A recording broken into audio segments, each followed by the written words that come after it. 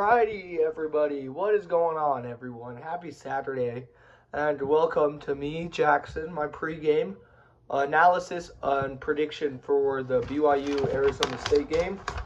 So let's dive right into that.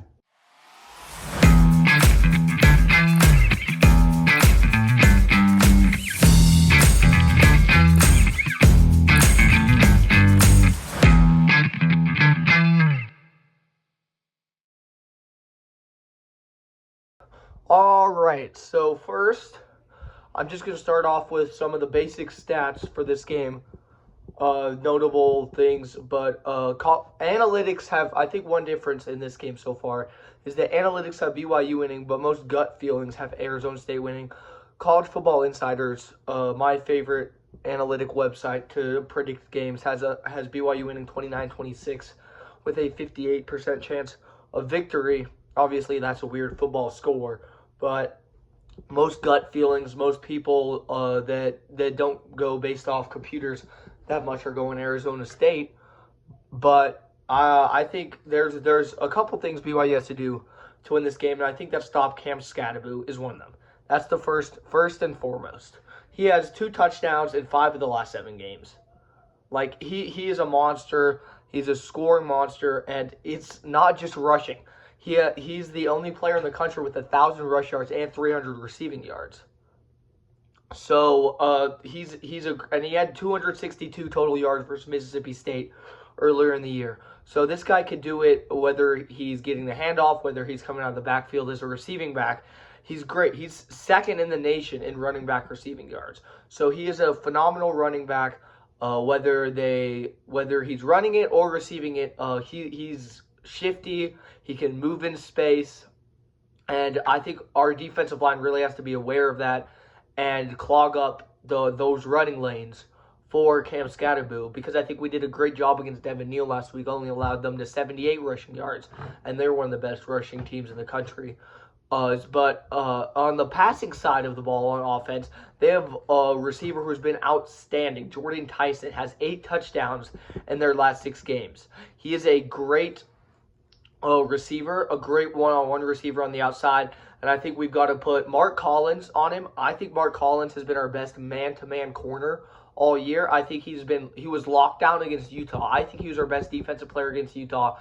He was great against Utah. He was able to get in those passing lanes, and he's able to time it up perfectly so that he doesn't interfere with the passing and call for a flag, but he's there right on time to knock the ball out. And he has great hands. The interception against SMU was amazing. The interception against Kansas were both great catches. But the player Jordan Tyson will be receiving passes from is Sam Levitt, the redshirt freshman from Michigan State, who has been incredible this year. I mean, the turnaround Kenny Dillingham squad has made after going 3-9 this year, and now suddenly they're 8-2 with a chance to make it to the Big 12 title game in their first year in the conference. And one of the big reasons is Sam Levitt. He is the highest rated PFF freshman in the country, above Jeremiah Smith, who is an outstanding receiver for Ohio State. So he is the best freshman in the nation according to PFF's grades this year, and he is the 3rd most rushing yards out of any QB in the nation. And since week 6, he's been amazing. He's been on point, only 2 turnover-worthy plays since week 6. So Sam Levitt has been amazing, and he was the best Big 12 QB last week according to PFF grades. PFF grades loves Sam Levitt in these scenarios, and I agree. I think he's a great player. He was the 2nd best QB in the nation last week on PFF passing grade or whatever. But anyway, and then their overall offense, they're pretty good. They have a 46% overall success rate, which is good for 19th in the nation. And they have the 2nd best 3rd down percentage in the Big 12, only behind Kansas. They convert on 47% of their 3rd downs. So I think that's going to be a big thing for our defense, is trying to get off the field on 3rd downs. But now we move to Arizona State's defensive side of the ball, where I think their secondaries where they really shine was Xavier Alford and Shamari Simmons. On the outside as defensive backs. Xavier Alford has only allowed 7 catches this year, despite, I believe he has the 4th most. He's been targeted the 4th most out of any Big 12 defensive back, and he's only allowed 7 catches. He's forced an incompletion 35% of the time that he's targeted, which is the best in the country. So Xavier Alford, he's not really a one-on-one guy. He's an over-the-top safety, likes playing those deep zones and helping on those deep balls. But then Shamari Simmons, who is their kind of man-to-man corner guy, has not allowed a touchdown all season. And when he is lined up in the slot, the QBR... Oh, sorry. He's a great slot guy. Sorry, I was getting ahead of myself. But he's a great slot guy. You put him up against Parker Kingston and Keelan Marion, and Shamari Simmons can definitely disrupt Jake Retzloff's rhythm and stuff. But on third downs is where this defense shines. They have a 48.3 opponent QBR on third downs, which is amazing. But where they don't shine is the pass rush. They only have a 27% blitz rate. And you don't think that's going to go ahead to like 40-50% blitz rate like Utah did to try to disrupt Jake Retzloff's timing. But you expect it to go up to 35-40 just because that's where Jake Retzloff has struggled. And he really has. He has the 4th best passer rating in the country, I believe, when he's not blitzed. But he's 117th when he is blitzed. So I think we've gotta convert on third down. And yeah, Jake Retzloff should have a lot of time, although I'm expecting Dillingham to raise up the blitz a little bit. And they have a 67%, the 3rd worst pass rush win rate in the country and the 2nd worst pass rush grade. So they're not a good pass rushing team.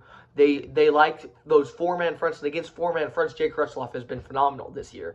So I really think I expect a lot of blitzes, but I'm hoping that Caleb Etienne, Connor Payne and company can hold their ground. I'm pretty sure Braden Kime's still out, so we'll be missing him. So we'll be relying on Bruce Mitchell, who's been amazing, and Sony Mocassini. But then we go to BYU side of the ball, where BYU. One key, I think, to BYU winning this game is we have to force turnovers and we have to capitalize off turnovers. I think whoever wins the turnover battle is going to win this football game. Points off turnovers this year, BYU has dominated. They have 75 points off turnovers. They have only allowed 17, which is just amazing. And I think if we are able to force those turnovers, force Sam Levitt into bad decisions, where we can get an interception, which, by the way, we lead the country in 17 picks this year, tied with James Madison for the best in the nation. So we're great at forcing those interceptions thrown. If Tyler Batty, Blake Mangles, and John Nelson can speed up Sam Levitt's process and make him go through his reads quicker, he's not able to process it as much, and then he ends up throwing picks. And that's where I think our safeties come in, who are great ball hawks, and Talon Alfrey and Tommy Prasis and Tanner Wall and whoever it may be, whether that's Raider DeMooney, even Micah Harper, who's been kind of quiet this year. And another thing, I think we've got to outscore them in the 4th quarter. Because in the 4th quarter, we're getting outscored this year 61-56. You look at all the other quarters, 3rd quarter, we're dominating, 99-23 in 3rd quarter scoring. 2nd quarter, we're up 95-80. 1st quarter, 66-31. So we have been dominating in the other 3 quarters, but Kalani tends to turn back the juice a little bit in the 4th quarter, and I don't like that. You can't do that against this Arizona State team. I'm expecting it to be about 40% BYU fans, so there should be quite a bit of BYU fans. But I think we gotta capitalize on 4th quarter drives, and we've got to capitalize in the red zone.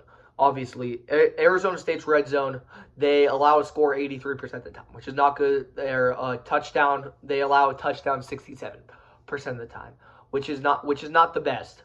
So I think we've got to capitalize off the red zone. I think we've got to run the ball. We've got to give it to LJ in the red zone. Do not throw a goal line fade, or so help me. If we throw a goal line fade, I'm going to shoot someone. I mean, A-Rod's got to learn from his mistakes. He really does. And I think another thing is I hope our practice week went better this week, because Chase Roberts and Jake Retzloff said post-game last week that their week of practice, they were not locked in. They were not focused. So I really hope Kalani got them focused. And now everyone's picking Arizona State. We have that chip on our shoulder again, and that everyone is doubting us. So I think we can use that to our advantage.